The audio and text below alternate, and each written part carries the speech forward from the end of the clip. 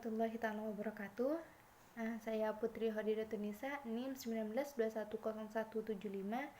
Di sini saya akan menjelaskan sedikit tentang peradilan pada masa penjajahan. Yang pertama yaitu peradilan agama pada masa penjajahan Belanda. Nah, perlu diketahui terlebih dahulu bahwa eksistensi peradilan agama telah ada bersama masuknya Islam pada abad pertama Hijriah atau 7 Masehi, dan masyarakat mulai melaksanakan ajaran Islam sesuai dengan fikih. Sedangkan pada masa penjajahan, pelaksanaan dan kekuasaan kehakiman pada peradilan agama diserahkan kepada raja atau sultan dengan berbagai istilah dan nama yang beragam sesuai dengan sejarah keberadaannya pada masing-masing daerah. Nah, atas dasar realitas seperti ini, para ahli hukum Belanda diantaranya yaitu dipelopori oleh Ludwig William Christian Vardenberg berpendapat bahwa hukum yang berlaku bagi orang Indonesia asli adalah undang-undang agama mereka, yakni hukum Islam. Teori ini kemudian dikenal dengan teori resepsi in complexio yang sejak tahun 1855 telah didukung peraturan perundang-undangan Hindia Belanda melalui pasal 75, 78 dan RR 1854 atau Stadblad tahun 1855 nomor 2. Nah, sebelum Islam masuk ke Indonesia, di Jawa itu udah dikenal dengan dua peradilan. Yang pertama itu peradilan padu atau pidana yang menggunakan hukum Hindu, dan yang kedua itu peradilan pradata dengan menggunakan hukum adat. Nah, sejak tahun 1800-an, pemerintah Hindia Belanda telah secara tegas mengakui bahwa undang-undang Islam atau hukum Islam berlaku bagi orang Indonesia yang beragama Islam. Nah, pengakuan ini tertuang dalam peraturan perundang-undang tulis pada 78 Reglement of the Bellieder Regering van Nederland Indie, atau bisa disingkat dengan Regering Reglement atau RR Stadblad tahun 1854 nomor 129 dan Stadblad tahun 1855 nomor 2. Peraturan ini mengakui bahwa telah diberlakukan undang-undang agama dan kebiasaan penduduk Indonesia. Dan pada pasal 78 RR 1854 berbunyi, dalam hal terjadi perkara perdata antara sesama orang Indonesia asli atau dengan orang yang dipersamakan dengan mereka, maka mereka tunduk pada putusan hakim agama atau kepada masyarakat mereka menurut undang-undang agama atau ketentuan lama mereka. Selanjutnya yaitu pada periode tahun 1882 sampai dengan 1937 secara yuridis formal, peradilan agama sebagai suatu badan peradilan yang terkait dengan sistem kenegaraan untuk pertama kali lahir di Indonesia, yaitu di Jawa dan di Madura pada tanggal 1 Agustus 1882. Kelahiran ini berdasarkan suatu keputusan Raja Belanda, yaitu Raja William III pada tanggal 19 Januari 1882 nomor 24 yang dimuat dalam Stadblad tahun 1882 nomor 152 yang berisikan 7 pasal. Pasal pertama itu di samping setiap landrat atau pengadilan negeri di Jawa dan di Madura diadakan suatu pengadilan agama yang wilayah hukumnya sama dengan wilayah hukum landrat. Pasal kedua, pengadilan agama terdiri atas penghulu yang diperuntukkan kepada landrat sebagai ketua, sekurang-kurangnya 3 dan sebanyak-banyaknya 8 orang ulama Islam sebagai anggota. Mereka diangkat dan diberhentikan oleh gubernur atau residen. Pasal ketiga yaitu pengadilan agama tidak boleh menjatuhkan keputusan kecuali dihadiri oleh sekurang-kurangnya 3 orang anggota termasuk ketua. Nah, jika suara sama banyak, maka suara ketua yang menentukan. Pasal keempat, keputusan pengadilan agama dituliskan dengan disertai alasan-alasan yang singkat, juga harus diberi tanggal dan ditandatangani oleh para anggota yang turut memberi keputusan. Dalam berperkara disebut pula jumlah ongkos yang dibebankan kepada pihak-pihak yang berperkara. Pasal kelima, kepada pihak-pihak yang berperkara harus diberikan salinan surat keputusan yang ditandatangani oleh ketua. Pasal ke-6, keputusan pengadilan agama harus dimuat dalam suatu daftar yang diharuskan oleh residen setiap warga 3 bulan sekali untuk memperoleh penyaksian dan pengukuhan. Yang terakhir yaitu pasal ke-7, keputusan pengadilan agama yang melampaui batas wewenang atau tidak memenuhi ketentuan ayat 2, 3, dan 4 di atas, maka tidak dapat dinyatakan berlaku. Nah, pada tahun 1882, pemerintah kolonial Belanda mengeluarkan Stadblad tahun Pemerintah kolonial Belanda mengeluarkan Stadblad nomor 152 yang merupakan pengakuan resmi terhadap eksistensi peradilan agama dan hukum Islam di Indonesia. Secara kelembagaan juga dibentuk lembaga peradilan agama dengan nama Priesterraad. Mungkin hanya itu yang dapat saya sampaikan, kurang lebihnya mohon maaf. Akhirnya dari saya, wallahul muwaffiq ila aqwamit thoriq. Wassalamualaikum warahmatullahi taala wabarakatuh.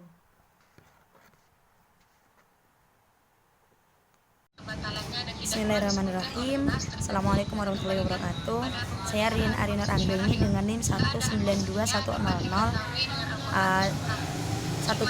ingin melanjutkan presentasi dari kelompok kami, yakni tentang implementasi pengadilan agama. Nah, dalam implementasi, keberadaan Priesterraad atau peradilan agama memiliki istilah yang berbeda-beda di setiap wilayahnya. Untuk wilayah Jawa dan Madura digunakan istilah pengadilan agama untuk tingkat pertama dan Mahkamah Tinggi Islam untuk tingkat banding sesuai dengan STBL 1882 nomor 152 dan STBL 1937 nomor 116 dan STBL 1937 nomor 610. Sementara untuk wilayah Kalimantan Selatan dan Kalimantan Timur dengan nama kerapatan kodi untuk pengadilan tingkat pertama dan kerapatan kodi besar untuk tingkat banding. Ketentuan ini diatur dalam STBL 1937 nomor 638 dan 639. Selanjutnya, wewenang pengadilan agama pada zaman Belanda. Lah, mengenai wewenang, lembaga peradilan agama di masa penjajahan memiliki kewenangan yang hampir sama dengan saat ini pada masa ini. Nah, yang membedakan hanyalah lembaga peradilan agama di luar Jawa dan Madura semasa penjajahan mempunyai wewenang yang lebih luas. Namun sekarang hal itu disesuaikan dengan wewenang yang ada di Jawa dan Madura, karena Jawa dan Madura dijadikan sebagai contoh untuk pengadilan agama lainnya. Selanjutnya, peralihan pasal 3 bala tentara Jepang yakni Osamu Seizu yakni tanggal 7 Maret 1942 nomor 1 yang berisi pada saat Jepang menduduki Indonesia, peradilan agama tetap dipertahankan dan tidak mengalami perubahan agama dan Kaikyo Koto Hoin untuk Mahkamah Islam tertinggi. Selanjutnya, pada tanggal 9 April 1942, pemerintahan bala tentara Dai Nippon mengeluarkan Undang-Undang Nomor 14 Tahun 1942 tentang pengadilan bala tentara Dai Nippon. Dalam pasal 1 disebutkan bahwa di tanah Jawa dan Madura telah diadakan Gunsei Hoin atau pengadilan pemerintahan bala tentara. Maksudnya adalah pengadilan masa bala tentara.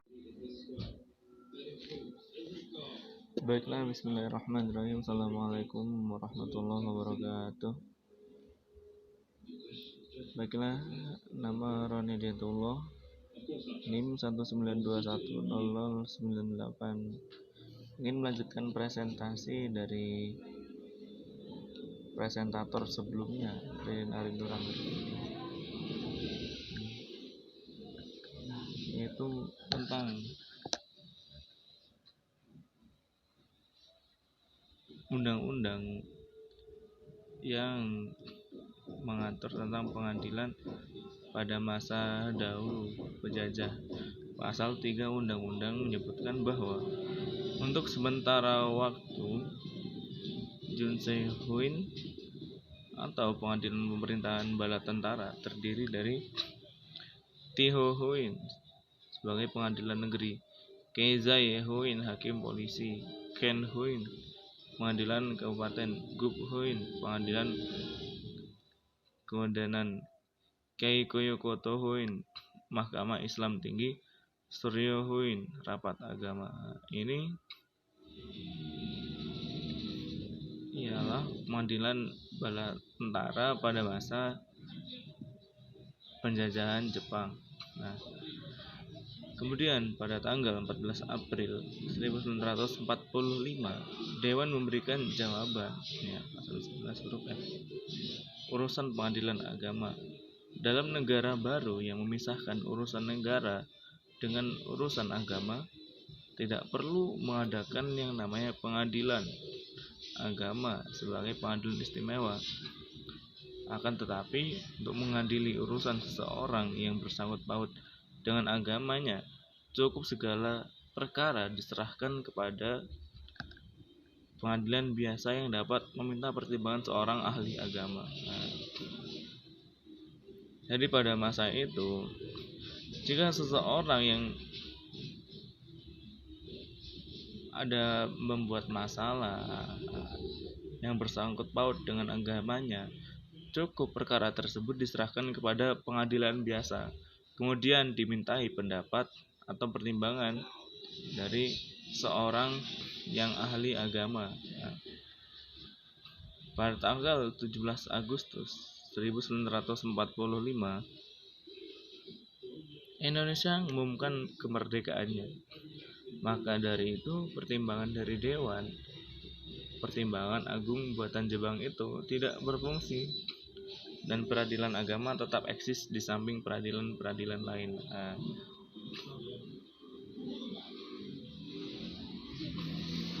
Ini dulu Indonesia diberikan kesempatan oleh Jepang untuk merdeka.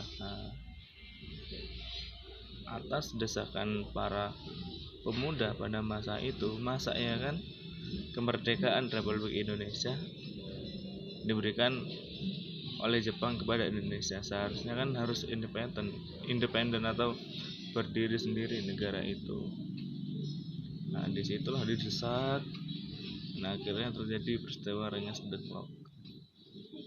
Dapat diambil kesimpulan dengan keluarnya STBL tahun 1937 nomor 116 tentang perubahan dan penambatan Staatsbald. Dapat diambil kesimpulan dengan keluarnya Staatsbald 1937 nomor 116 tentang perubahan dan penambahan Staatsbald 1882 nomor 152 tentang wewenang peradilan agama di Jawa dan Madura. Kompetensi peradilan agama menjadi sempit, yakni hanya dalam bidang-bidang tertentu saja. Jadi pada masa itu, pada masa penjajah yang masih mengikuti dengan Staatsbald 182 dan direvisi 100 tahun 1937 itu eksistensi atau kompetensi peradilan agama itu hanya dalam bidang-bidang tertentu saja. Jika toh memang masalahnya menyangkut paut tentang agama, ya akan dibawa ke peradilan biasa seperti yang dijelaskan pada slide nomor 12. Cukup diserahkan kepada pengadilan biasa, lalu dihadirkan tokoh agama, ahli agama untuk meminta pertimbangan. Secara simbolik, Belanda menggambarkan hubungan Islam dengan Jepang sebagai bulan sabit atau simbol Islam. dan matahari terbit simbol Jepang sebagai bentuk hubungan antara subordinasi dengan subordinasi. Pada masa itu Belanda menggambarkan hubungan Islam dengan Jepang sebagai bulan sabit. Hingga sekarang pun masih ada lambangnya di kubah-kubah. Mungkin sekian presentasi dari kelompok 4. Lebih dan kurangnya mohon maaf. Apabila ada salah dalam penuturan kata saya, mohon dimaafkan.